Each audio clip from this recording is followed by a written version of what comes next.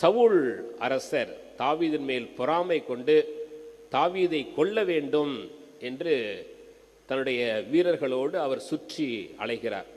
அப்பொழுது தாவீதும் அவரோடு இருந்தவர்களும் நகரத்திலே வாழ முடியாமல் மலைகளிலே குகைகளிலே ஒளிந்து வாழ்ந்து கொண்டிருக்கிறார்கள். அப்பொழுது என்கெதி என்று சொல்லக்கூடிய ஒரு இடத்திலே ஒரு குகையிலே தாவீதும் அவருடைய ஆட்களும் ஒளிந்திருக்கிறார்கள். அப்ப சவுல் அரசர் அங்கே வருகிறார், ஓய்வெடுப்பதற்காக வருகிறார். தாவீது உள்ள இருக்கிறது அவருக்கு தெரியல.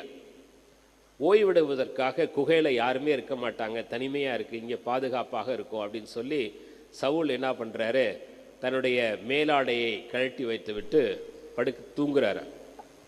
அப்ப தாவீதோடு இருந்தவங்கலாம் சொல்றாங்க, இதோ உன் எதிரி ஒண்ணுமே இல்லாம தூங்கிட்டு இருக்கிறான், எனவே அவரை கொல்வதற்கு இதுதான் சரியான நேரம், அவரை பழி வாங்குவதற்கு இதுதான் சரியான நேரம் அப்படின்னு சொல்றாங்க. அப்ப தாவீது சொல்றாரு, இல்லை இல்லை, ஆண்டவரால் அபிஷேகம் செய்யப்பட்டவர் சவுல் அரசர் கடவுளுக்கு எதிராக தீமை செய்திருந்தாலும் அவர் அபிஷேகம் செய்யப்பட்டவர், எனவே அவரை நான் கொல்ல மாட்டேன், இருந்தாலும் ஆண்டவர் அவரை என் கையில் ஒப்புவித்தார், நான் மன்னித்தேன் என்பதற்கு அடையாளமாக அந்த சவுலுடைய மேலாடையின் ஒரு விளிம்பை துணியை கொஞ்சம் கட் பண்ணி அதை எடுத்துக்கிட்டு போறார்.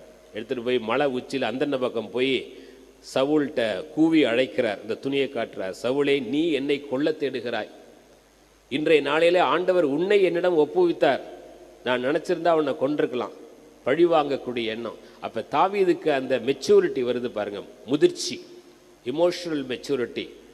ஆண்டவர்களுடைய அந்த ஆவி அபிஷேகம் செய்யப்பட்டதால் மன்னிக்க வேண்டும், எதிரியை அன்பு செய்ய வேண்டும் என்கின்ற அந்த உணர்வுபூர்வமான முதிர்ச்சி, ஒரு ஆன்மீக முதிர்ச்சி, எமோஷனல் அண்ட் ஸ்பிரிச்சுவல் மெச்சூரிட்டி.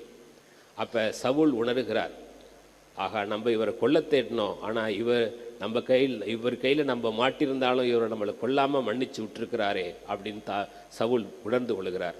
மீண்டுமாக, ஆனால் திருந்தலை, சவுல் திருந்தலை, மறுபடியுமாக தாவீதை கொல்ல தேடுகிறார். அப்போ மீண்டுமாக சவுல் முகாமிட்டு இருக்கிறார், கூடாரத்திலே முகாமிட்டு இருக்கிறார். அப்போ மறுபடியும் சுற்றி வீரர்கள், பாதுகாப்புக்காக வீரர்கள், நல்லா சவுல் அரசர் நிம்மதியாக தூங்கிட்டு இருக்கார் கூடாரத்தில். தாவீதும் அவருடைய ஆட்களும் மிகவும் தந்திரமாக மறைவாக அந்த இராணுவ முகாமுக்குள் ஊடுருவி சென்று சவுல் தனது தலைமாட்டிலே அவருடைய ஈட்டியை குத்தி தரையில் குத்தி வச்சிருக்கிறாரு. பக்கத்தில் சவுல் குடிக்கிறதுக்காக உள்ள தண்ணி ஜக்கு. அப்போ தாவீது மறுபடியும் சவுலை கொண்டிருக்கலாம், ஒரு தடவை ஒன்று மன்னிச்சு விட்டேன், மறுபடியும் என்ன கொல்ல தேடுறியே, ஆண்டவர் உன்னை என் கையில் ஒப்புவித்தார், நான் கொல்றதா